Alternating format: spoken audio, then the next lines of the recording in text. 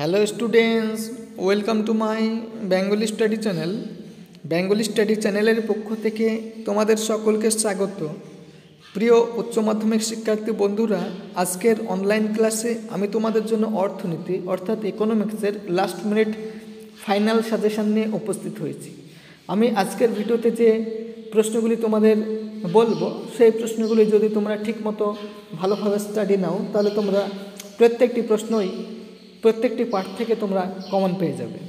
তাই আলোচনা শুরু করার পূর্বেই তোমরা যারা নতুন আমার এই চ্যানেলে ভিডিও দেখছো, তারা অবশ্যই আমার এই চ্যানেলটিকে সাবস্ক্রাইব করবে এবং পাশে থাকা বেল আইকন বেলটি প্রেস করে অল নোটিফিকেশন অন করে দেবে, যাতে করে আমার ভিডিও ছাড়ার সঙ্গে সঙ্গে সবার আগে তোমাদের কাছে পৌঁছে যায়। তাই দেরি না করে চলো শুরু করি আজকের মূল আলোচনা। প্রশ্ন: মাত্রা বৃদ্ধির প্রতিদানের নিয়মটি উদাহরণসহ ব্যাখ্যা করো। পরের প্রশ্ন: বৃহদায়তন উৎপাদনে যে অভ্যন্তরীণ ব্যয় সংকোচের উদ্ভব হয় তা উদাহরণসহ ব্যাখ্যা করো। অথবা কোন উৎপাদনে গড় উৎপাদন ও প্রান্তিক উৎপাদনের মধ্যে পার্থক্য এবং সম্পর্ক দেখাও। অথবা উৎপাদন পদ্ধতির 3টি স্তরের সংক্ষিপ্ত বিবরণ দাও।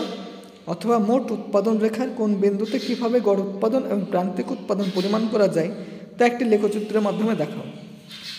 এই প্রশ্নগুলি পড়লেই তোমরা এখান থেকে একটি প্রশ্ন অনায়াসে কমন পেয়ে যাবে। এবার বি নাম্বার পার্ট থেকে দেখো, পূর্ণ প্রতিযোগিতামূলক বাজারের ভারসাম্য। 2টি প্রশ্ন আসবে এখান থেকে, লিখতে হবে তোমাদের 1টি 5 মার্কের। প্রশ্নগুলি একে একে তোমরা দেখে নাও। উৎপাদন বন্ধের বিন্দু কি? কোন অবস্থায় একটি পূর্ণ প্রতিযোগিতামূলক ফার্ম এই বিন্দুতে পৌঁছায় তা ব্যাখ্যা করো। অথবা পূর্ণ প্রতিযোগিতামূলক বাজারের ফার্মের দীর্ঘকালীন ভারসাম্যের চিত্রসহ বর্ণনা করো। অথবা দেখাও কিভাবে পূর্ণ প্রতিযোগিতামূলক ফার্মের প্রান্তিক ব্যয় রেখা থেকে তার স্বল্পকালীন যোগান রেখা পাওয়া যায়। অথবা ফার্মের এমসি রেখা থেকে কিভাবে ফার্মের স্বল্পকালীন যোগান রেখা পাওয়া যায় চিত্রের সাহায্যে দেখাও। এই প্রশ্নগুলি পড়বে, তাহলে তোমরা এখান থেকে একটা প্রশ্ন অনায়াসে কমন পেয়ে যাবে। তো এই লাস্টের প্রশ্নটি তোমাদের এবছরের জন্য খুবই গুরুত্বপূর্ণ। এবারে সি অধ্যায় থেকে উৎপাদনের বাজারের দাম নির্ধারণ। এখান থেকে তোমরা প্রশ্নগুলি একে একে দেখে নাও। শ্রমের প্রান্তিক উৎপাদনশীলতা দ্বারা কীভাবে মজুরির হার নির্ধারিত হয় তা আলোচনা করো। অথবা শ্রমের ব্যক্তিগত যোগান রেখা প্রাসাদমুখী হয় কেন তা ব্যাখ্যা করো। অথবা বন্টনের প্রান্তিক উৎপাদনশীলতা তত্ত্বের অনুমান ও ত্রুটিগুলি কী কী আলোচনা করো। অথবা খাজনা দুষ্প্রাপ্যতাজনিত খাজনা এবং পার্থক্যমূলক খাজনা সম্পর্কে আলোচনা করো। অথবা খাজনার আধুনিক তত্ত্বটি আলোচনা করো। অথবা মজুরের প্রান্তিক উৎপাদনশীলতা তত্ত্বের মূল কথা কী।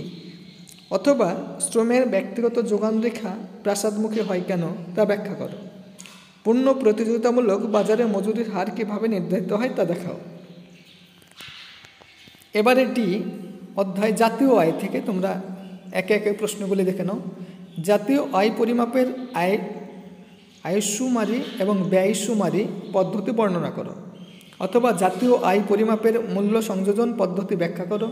অথবা ভোগ ব্যয় কাকে বলে, ভোগ ব্যয় ও সঞ্চয়ের মাধ্যমে কিভাবে জাতীয় আয় পরিমাপ করা যায়। অথবা আর্থিক জাতীয় আয় ও প্রকৃত জাতীয় আয়ের মধ্যে পার্থক্য করো। এই অধ্যায় থেকে এই প্রশ্নগুলি যদি তোমরা পড়ো, তাহলে তোমরা এখান থেকে একটি প্রশ্ন অনায়াসে কমন পেয়ে যাবে। এবারে ব্যাংক ব্যবস্থা।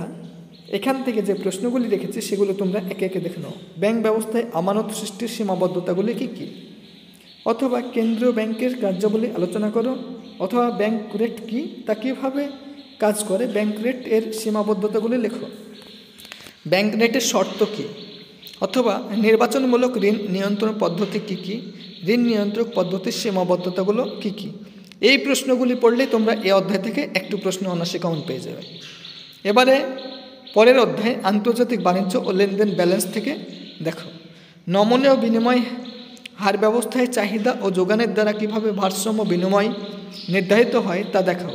অথবা নমনীয় বিনিময় হার ব্যবস্থায় কীভাবে ভারসাম্য বিনিময় হার নির্ধারিত হয় সেটি দেখাও।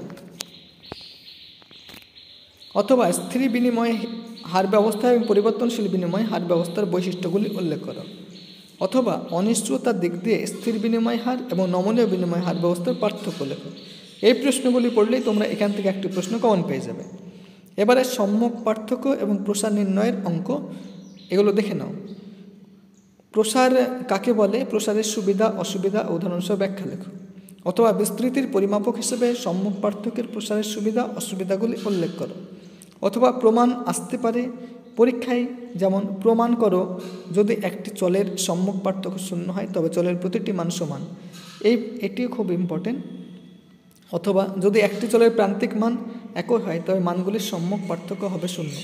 এই দুটি প্রশ্ন খুবই ইম্পর্টেন্ট অধ্যায় থেকে। এবার এস দারিদ্র্য, বৈষম্য ও বেকারি থেকে দেখো যে প্রশ্নগুলি বলছি সেগুলো একে একে দেখে নাও। ভারতে আয় বৈষম্যের কারণগুলি আলোচনা করো। অথবা দারিদ্র্য রেখা কাকে বলে, দারিদ্র্য রেখার ফাঁক কী, ভারতে দারিদ্র্য বজায় রাখার কারণগুলি উল্লেখ করো, দারিদ্র্য দূরীকরণে কী কী ব্যবস্থা নেওয়া যেতে পারে, অথবা কৃষি ও গ্রামীণ বেকারত্বের কারণ ও সমাধান নিয়ে আলোচনা করো, অথবা শিল্প শহরাঞ্চলের বেকারত্বের কারণ ও প্রতিকার নিয়ে আলোচনা করো। লাস্টের দুটি প্রশ্ন তোমাদের এই অধ্যায় থেকে খুবই গুরুত্বপূর্ণ প্রশ্ন, ওই দুটি প্রশ্ন পড়বে এবং এখান থেকে যে যে প্রশ্নগুলি বললাম সেগুলো তোমরা পড়ো, তাহলে তোমরা একটি প্রশ্ন অনায়াসে কমন পেয়ে যাবে। তাই এই রকম নিত্য নতুন ভিডিও পেতে তোমরা অবশ্যই আমার এই চ্যানেলটিকে সাবস্ক্রাইব করবে, লাইক করবে, কমেন্ট করবে এবং চ্যানেলটি বন্ধু বান্ধবদের মধ্যে অধিক পরিমাণে শেয়ার করো।